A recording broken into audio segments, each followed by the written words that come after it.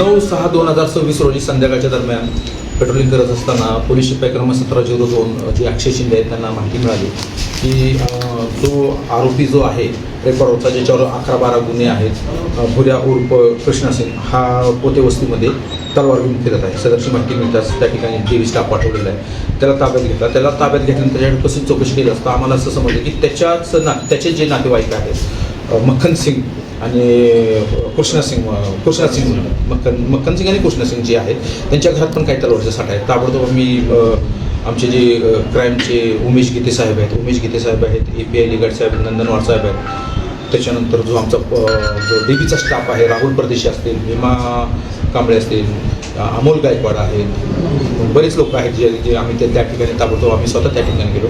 त्या ठिकाणी आत गेले असता आम्हाला थोडाफार त्या ठिकाणी प्रतिकार पण झाला, पण कोणत्याही प्रतिकाराला आणि दबावाला बळी न पडता आम्ही आतमध्ये गेलो आणि दोन्ही घरातून आम्ही पंचनामा करून एकूण 7 तलवारी आम्ही ताब्यात घेतलेल्या आहेत. सर काय त्यांच्या घरच्यांनी आरोप केलेला आहे की आपण सोनं घेऊन पळून गेला असं काय आरोप केला? अगदी बरोबर आहे. त्याच्यामध्ये ज्यांच्या घरातून आम्ही तलवारी जप्त केल्या आहेत ते भारतसिंग बावरी जे आहेत त्यांचं असं मत आहे की आम्ही त्यांचं जबरदस्तीनं कपाट तोडलेलं आहे आणि घरातील दागिने पण घेऊन आलेलो आहे.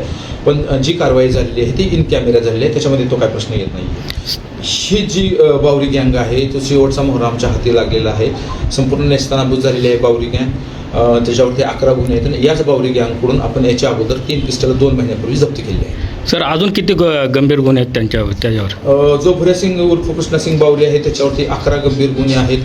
बाकीचे जे मक्खन सिंग आहेत, कृष्णा सिंग आहेत, भारत सिंग आहेत त्यांच्यावरती प्रत्येकी 7-7, 8-8 गुन्हे दाखल आहेत. याच आरोपितांना 2 वर्षापूर्वी जेव्हा येरवडा पोलीस स्टेशनचा स्टाफ पकडायला गेला होता तेव्हा अक्षरशः इतका गोंधळ घातला होता की तिथल्या अधिकाऱ्यांना हवेमध्ये फायर करायला लागला होता.